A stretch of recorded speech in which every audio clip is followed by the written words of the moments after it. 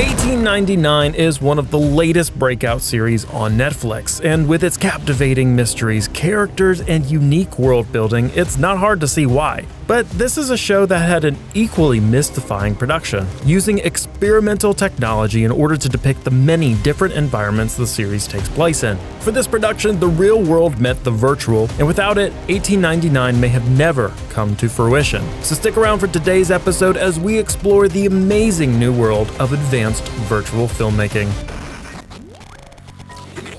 Meet JANTJE and BARAN, a German filmmaking duo that previously created the hit Netflix series Dark, employing for that series rather standard filmmaking techniques for the production, going on locations, setting up cameras and lights, and then dealing with whatever problems may arise then and there. But for the 1899 series, they took the production and scripting in a completely different direction. And one of the most interesting choices they made is that multiple languages are used in the series. You embrace the fact that you don't understand one another, but you don't have to spend the entire scene going, I don't understand you. It's just there. It's just in the scene, and you just have to get on with it. This included a wide range of languages, from English to Danish to Polish and Cantonese, helping the show's actors convey emotion and human connection to the audience despite the language barrier. We had to come up with a lot of systems for us to understand what everyone is saying. Is this in character? Is this not in character? We all have language assistants with us on set who kind of help us if we have missed a line or have said something wrong. But this is not the only wrinkle that makes this series special, and that's the virtual sets. Someone at Netflix told us about the volume technology. At the beginning, we didn't really take it seriously, to be honest, because we were more like the very traditional filmmakers. Anything that can be done in camera, we preferred, like we really hate green screen. The settings shown in 1899, the vast oceans and the gigantic cruise liners navigating it, were something that couldn't be physically produced without a blockbuster tier budget. But the producers clearly wanted the show setting to have an immense sense of scale. Normally, to pull off a show like this, the studio would have to either slim down their ambitions or overwhelm themselves with budgetary concerns. The writer and director duo were at first disinterested in creating a show using a virtual set, but they slowly began to realize that it could work. Every person who reads about it or watches some making-ofs always thinks it's a magic tool. You just push a button, you choose any landscape you want, and in seconds you have it, and you can do it right away. It's a lot of prep work. It is a lot of frustration. It is literally a new way of filmmaking. With some help from Netflix, they were able to take that third option, turning to a relatively new technology, Stagecraft, in turn creating what would be known as the Dark Bay. Stagecraft first originated from the Star Wars franchise, having its debut in the Mandalorian series and later appearing throughout Disney's other Star Wars spin-off shows. But the actual origin for this is much older. The idea for Stagecraft began back in 2008 when George Lucas was planning the first Star Wars live-action series, during which he realized he would need a real-time game engine to make it actually work. Tasking ILM to work on this, it finally came to fruition in the Mandalorian series. But what exactly is Stagecraft? The technology involves a 280-degree LED video wall that can surround a set and display background VFX, allowing virtual locations to be portrayed in a similar manner to green screen. But the big difference between Stagecraft and green screen is that Stagecraft's video wall displays its effects in real time during filming, meaning that its effects and assets are created during pre-production and finalized during production. Rather than being put together in post, Stagecraft's effects are potentially a game changer for filming on both a cast and crew level. It looks real.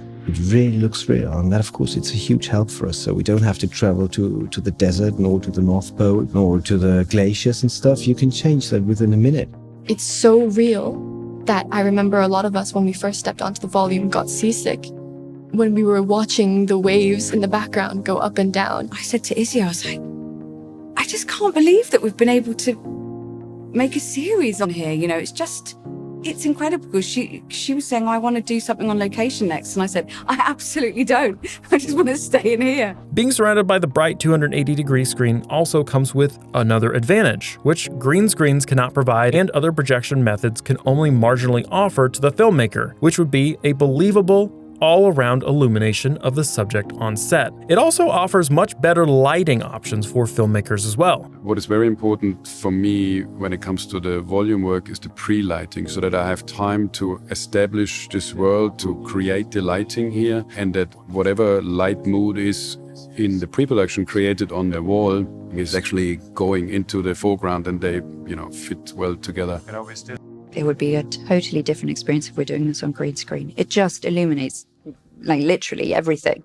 But there are some limitations of what can be done with traditional virtual stages. The volume itself is a restrictive room, even if you build it big. This affects simple things like crane or drone shots, and the fact that you had to keep LED screens out of focus for the effect to work. This is where the concept of the revolving stage and the pizza slice technique was born. Thought we could bring this on a new level and try to not change the set all over again, but change part of the set that fits in like a pizza slice. This allowed them some creativity to shoot 180s and even to have multiple sets in one place and easily switch back and forth between them during the day of filming. So the Dark Bay was assembled and became the largest stagecraft in Europe, even larger than the one used for The Mandalorian. Now that they had figured out some solutions to filming with stagecraft technology and upgrading it to fit their specific needs, they faced another reality, having to actually pre-build the virtual environments before filming, and that was done with none other than the Unreal Engine.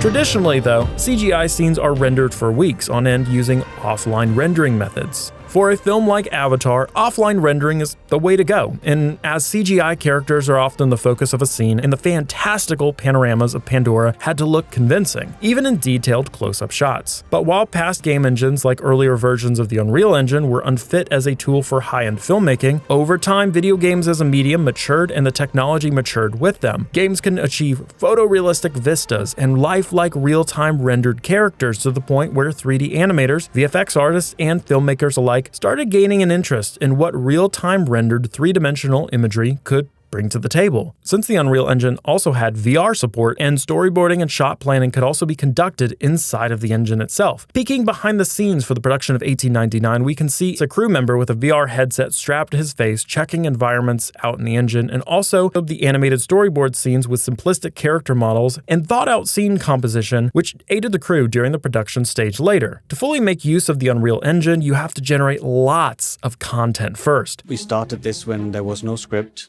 JANTJE was writing, the story was evolving, there was just an idea. With virtual production, we have to provide content, visual effects, before we film, so that on the day when we film, we have content that we can provide and get it in camera. The process of gathering all of the assets and the 3D environments needed for the shoot, then placing and editing the 3D scene on the set, meant that there weren't many opportunities for issues to be fixed in post. Real time is real time. You don't have the benefit of hindsight and revisits on your side. As a result, a lot of time was spent in 1899's pre-production, gathering the resources to be used for Stagecraft, with Photogametry and Lidar scans capturing environments and actors. Many of the outdoor environments feature photo-scanned environments with the virtual assets looking so convincing that it really can be hard to distinguish the fake scenery from the real. With the outdoors sorted for a show that takes place on a large boat, it's important to sell the illusion of a sizable crowd of people traveling on the vessel. An example of this is the portrayal of the cruise ship's massive ornate dining hall. Green screen recordings filled up the virtual dining hall with dozens of 2D extras, while the 3D artists have been given the opportunity to flex their skills, creating the many computer-generated sceneries that are combined on set with the actors' performances and physical set props. Although 1899 used the volume technology of Stagecraft to a great extent, many rooms and intricate props and much of the machinery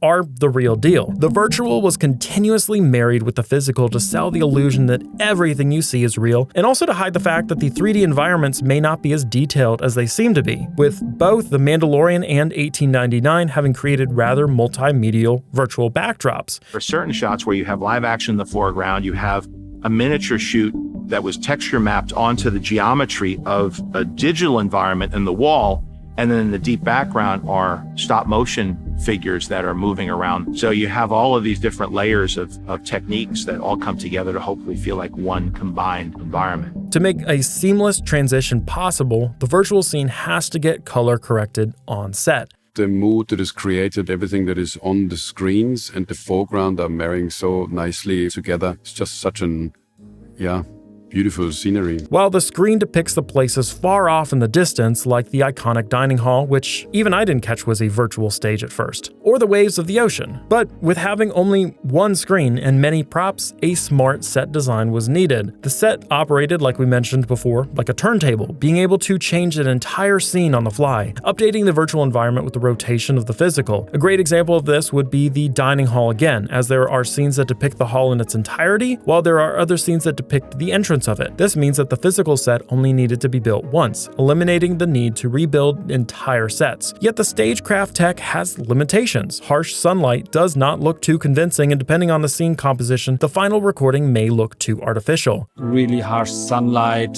scenes are still tricky to create because the sun is such a hot source that it's really hard to create on stage. What the big screen does best is depicting overcast skies, picturesque sunsets, and overwhelming thunderstorms, and 1899 does bleak best. Speaking of bleak overcast settings, I can't think of one that fits that description more than in Nazaré, Portugal, where the world's largest waves exist at almost 100 feet tall.